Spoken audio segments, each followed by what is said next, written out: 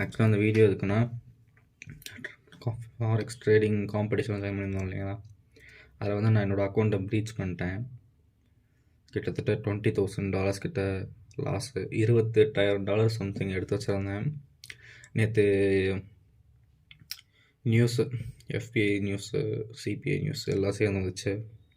ஆர்டருக்கு அடுத்து தான் எடுத்திருந்தேன், பை போட்டிருந்தேன். பை போட்டு நான் 26.13 பை போட்டிருந்தேன். அது 26.24 வரைக்கும் போச்சு.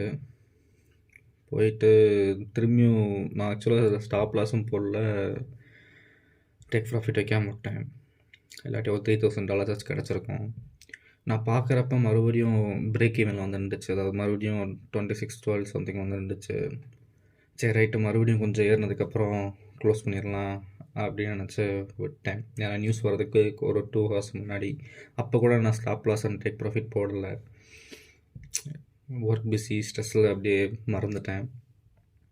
அப்புறம் வந்து நைட்டு வந்துட்டு 7 o'clock வரைக்கும், இப்போ 6 மணிக்கு ஆஃபீஸ் விட்டுச்சு, 7 மணிக்கு வந்துட்டு பார்க்கலாம் அப்படின்னு பார்த்தா 7 மணிக்கு தூங்கிட்டேன். நைட் 2 மணிக்கு எடுத்து பார்த்தா அக்கௌண்ட் ப்ரீச் ஆயிடுச்சு. ஸோ நெக்ஸ்ட் என்ன பண்ணுறதுன்னு தெரில. இப்போ நெக்ஸ்ட் அடுத்த 1 மாதம் வரைக்கும் வெயிட் பண்ணணும். இப்போது ஆனுவல் ரிட்டர்ன் போய்ட்டுருக்கேன். ரொம்ப ஒர்க் ப்ரெஷர் வேறு இருக்குது. அதான் அடுத்து இதில் வேறு கிளைண்ட்டை வேறு பேசினேன். அவர் வேறு ஜனவரி 4ஆம் தேதியிலேருந்து தரேன் அப்படின்ட்டு இருக்காரு.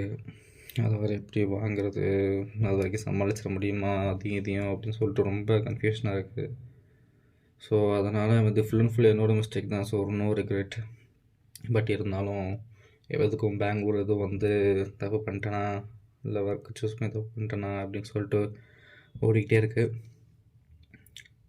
சரி பார்ப்போம். நடந்துருச்சு.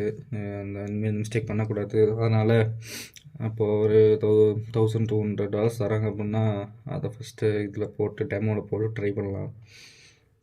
ஆக்சுவலாக என்ன எப்படி மார்க்கெட் இருக்கோ அதே மாதிரி மூவ் பண்ணி பார்ப்போம். அவர் அமௌண்ட் கொடுக்குற வரைக்கும் அதுக்குள்ளே இந்த அமௌண்ட்டை வந்து ப்ரீச் பண்ணாமல், லாஸ் பண்ணாமல் கரெக்டாக take profit and stop loss வச்சு ட்ரேட் பண்ணி பார்ப்போம். நெக்ஸ்ட்டு ஏதோ